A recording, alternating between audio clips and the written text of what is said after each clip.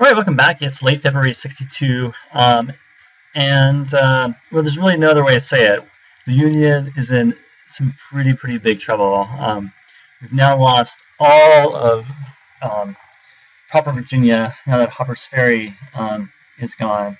Although we still are holding on out here to Western Virginia. But what's happened is Harpers Ferry was defeated.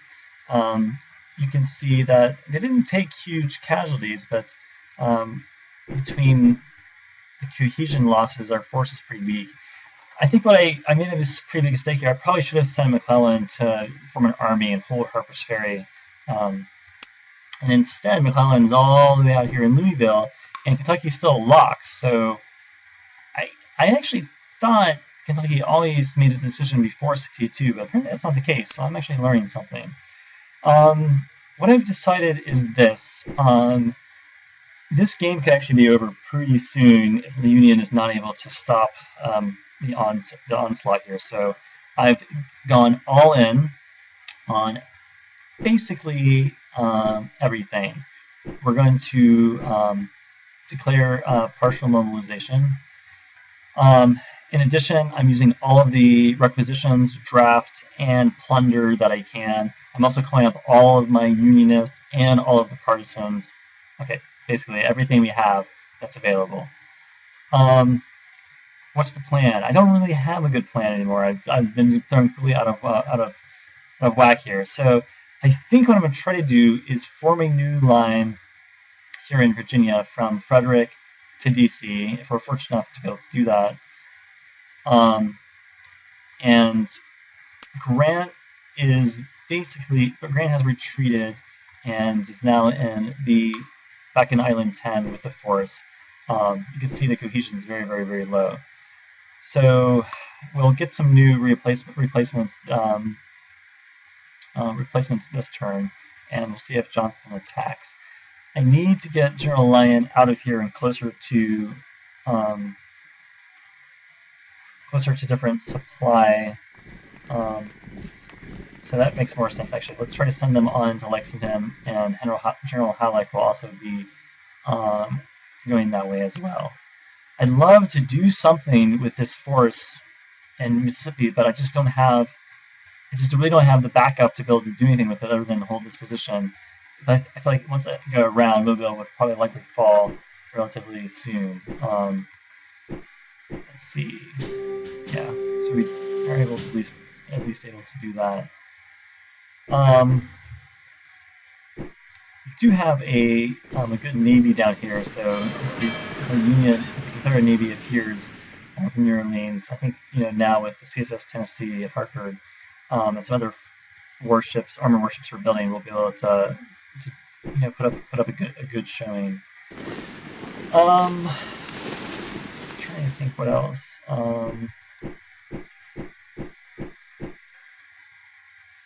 I guess that's about it. Out west, it's a bit of a nightmare too. I'm going to try to hold here for at least a moment and let these guys regroup. There is a radar unit here, and it looks like there's a militia unit all the way up here. I'm hoping that Tucson will actually gather some supply this term, some serious supply. We'll try to take western New Mexico here. We did take Fort Cummings last turn, so at least that's a plus. All right, let's run the turn and see what happens. Okay, there was one battle, kind of an odd one. Since it was a Union victory, we did take more losses, and now we are here in Harpers Ferry. What's interesting about this, though, is that we've basically regained control enough of the railroad to rail out of here, which is now possible. So kind of a weird turn, but didn't lose any national morale. So I'm kind of okay with that, and we'll be able to rail out and basically just railroad out of here. So basically, kind of fine by me. I didn't see any other. There was a lot of movement out west. Looks like we did receive some supply this time, 51. So that's nice. And we have also taken western western New Mexico here.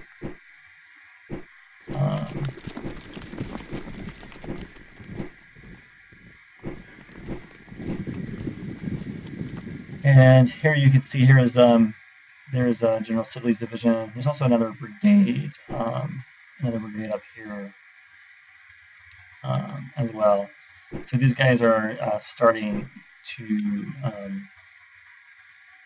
these guys are starting to dig in.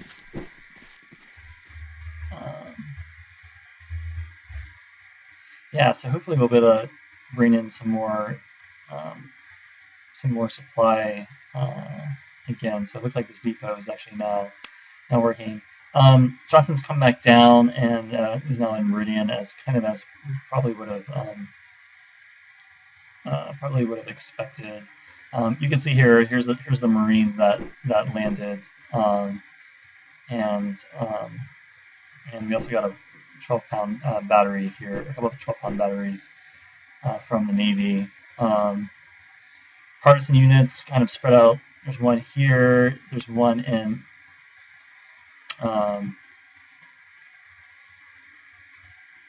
There's one next to Knoxville. There's one next to Atlanta. So we'll see if we can burn. We'll see if we can destroy some depots. Looks like Hooker's Old Guard has appeared. And I think that's pretty much it. I can quickly scroll through to see if there are any interesting messages. Looks like Kentucky is none of us are just moving in Kentucky. It's really, really interesting.